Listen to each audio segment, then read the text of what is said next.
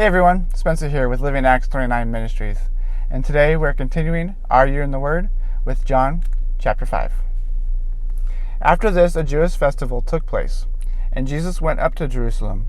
By the sheep gate in Jerusalem there is a pool called Bethesda, in Aramaic, which has 5 colonnades. Within these lay a large number of the disabled, blind, lame, and paralyzed. One man was there who had been disabled for 38 years.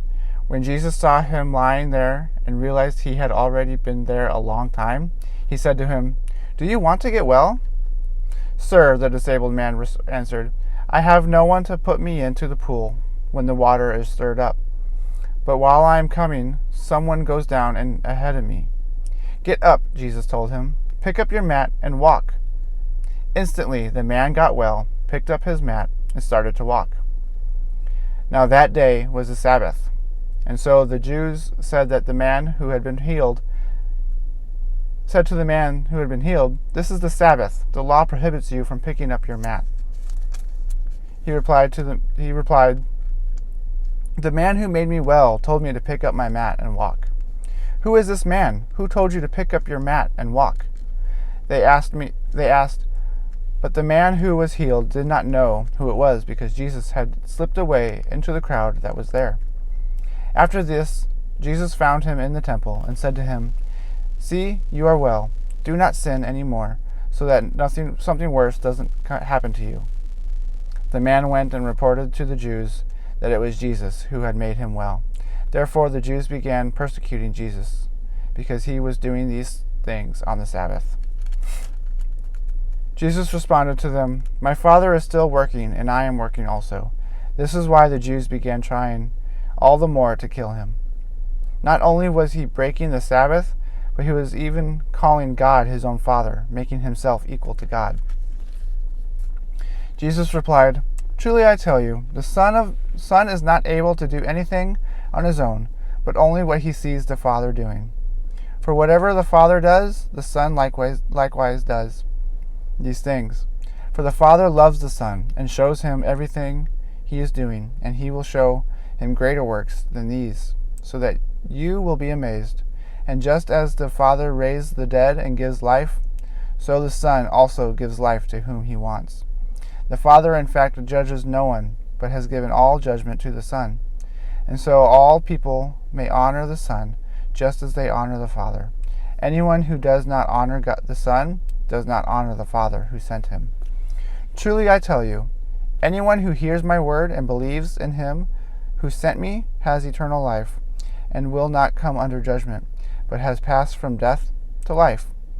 Truly I tell you, an hour is coming, and is now here, when the dead will hear the voice of the Son of God, and those who hear will live. For just as the Father has life in himself, so also he has granted to the Son to have life in himself. And he has granted him the right to pass judgment, because he is the Son of Man. Do not be amazed at this, because a time is coming when all who are in the graves will hear his voice and come out, those who have done good things to the resurrection of life, but those who have done wicked things to the resurrection of condemnation. I can do nothing on my own. I judge only as I hear, and my judgment is just, because I do not seek my own will, but the will of him who sent me. If I testify about myself, my testimony is not true. There is another who testifies about me, and I know that the testimony he gives about me is true.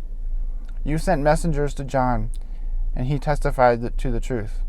I don't receive human testimony, but I say these things so that you may be saved. John was a burning and shining lamp.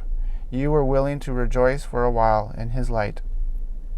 But I have a greater testimony than John's, because of the works that the Father has given me to accomplish.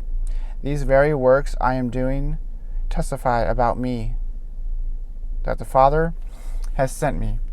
The Father who sent me has himself testified about me, and you have not heard his voice yet any time, and you haven't seen his form. You don't have his word residing in you, because you don't believe the one he sent. You pore over scriptures because you think you have eternal life in them, and yet they testify about me. But you are not willing to come to me so that you may have life. I do not accept glory from people, but I know you, that you have no love for God within you. I have come in my Father's name, and yet you don't accept me. If someone else comes in his own name, you will accept him. How can you believe, since you accept glory from another, but don't seek the glory that comes from the only God? Do not think that I will accuse you to the Father. Your accuser is Moses, on whom you have set your hope. For if you believe Moses, you would believe me, because he wrote about me.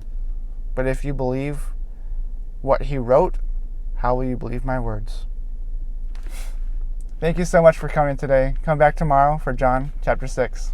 Love you. Bye.